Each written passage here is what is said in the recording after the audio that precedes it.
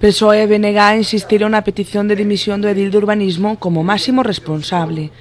Nos estamos aquí porque hai unha ilegalidade, señor Román, para a súa desgracia, unha ilegalidade que o sitúa, por certo, a vostede como responsable da mesma, e esa ilegalidade non sai nin no boletín do PSOE nin no boletín do BNG, nin nunha moción do PSOE nin nunha moción do BNG.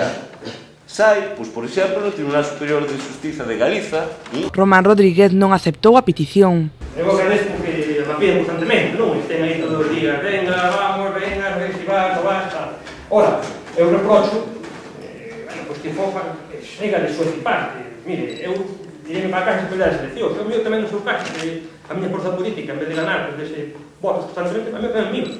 Pero, afortunadamente, a nosa forza política se mantén unha maioría, creo que... Para a oposición, a causa do problema do parking non está nunha cuestión técnica, senón política. Acusan ao goberno de pasotismo. E a Deus, e esta hora segue sin estar feita a tramitación da licencia de actividade en ninguna das súas fases, e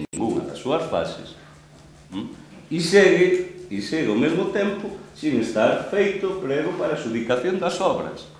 Vostedes seguen sin facer absolutamente nada e o tempo corre e lle pasa por encima a vostedes.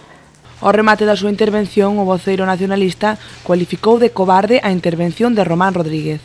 Vostede está xuzgado e sentenciado, en termos políticos, obviamente, polo que anteriormente, non lle dé así a cabeza, si lle parece para darlle así a cabeza, o auto judicial e as sentencias judiciais,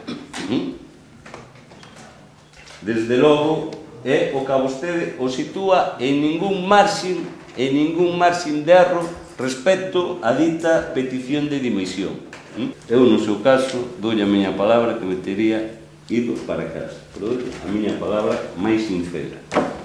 Eu teño escuitado aquí intervencións valeiras, intervencións pobres, pero desde logo nunca tan cobardes. Vostede non dixo absolutamente nada.